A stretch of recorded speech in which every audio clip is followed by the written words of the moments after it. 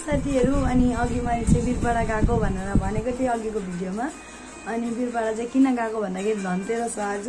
अनि धनतेरसको हजुरहरुलाई धेरै धेरै शुभकामना हैन। अनि आज चाहिँ मैले धनतेरसमा के सामान ल्याएँ भन्दाखेरि फर्स्ट चाहिँ म अब धनतेरसको दिन हैन भगवानकै कुरा गरौँ न हैन। आज चाहिँ लक्ष्मी माताको चाहिँ एकदम शुभ हुन्छ। यहाँ हेर्नु सक्नुहुन्छ, यहाँ लक्ष्मी माता हुनुहुन्छ, गणेश भगवान, सरस्वती माता हैन।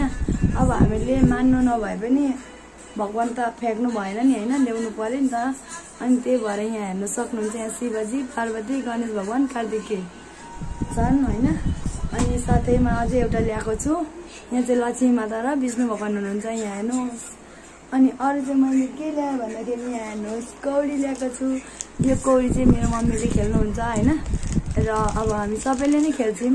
कौडी ल्याएको पनि एकदम राम्रो अरे, त्यही भएर ल्याएको, यहाँ हेर्नु सक्नुहुन्छ। अनि अरु चाहिँ मैले के ल्याएँ भन्दाखेरि यो चाहिँ हो लक्ष्मी माताको पाइला। अनि अर्को चाहिँ यहाँ हेर्नु सक्नुहुन्छ कुच्चो। यो कुच्चो चाहिँ सबैले नै ल्याउँछ, एकदमै शुभ हो यो कुच्चो, झन् साह्रो हैन लक्ष्मी माताको। अब र हजुरहरूको घरमा पनि सधैँभरि लक्ष्मी माताले बास गरून्। अर्को चाहिँ मैले यो दुईटा घैला ल्याएको, यहाँ हेर्नु सक्नुहुन्छ, सानो सानो चिटिक्क परेको, कति मजाको छ। अनि अर्को चाहिँ हामीले ल्याएको यो हेर्नुहोस्, यो चाहिँ दियो बाल्ने। अन्त यो चाहिँ मलाई एकदमै मन परिरहेको थियो र ल्याएको।